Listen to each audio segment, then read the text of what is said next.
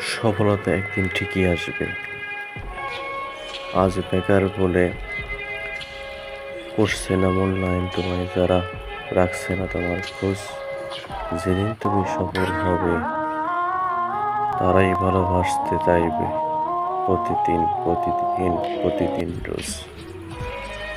দমকা হওয়ার মতো জীবনের এই পরিবর্তন একদিন ঠিকই হবে। ঝড়ের সময় যারা পাশে ছিল না তারা যেন না থাকে সুসময়।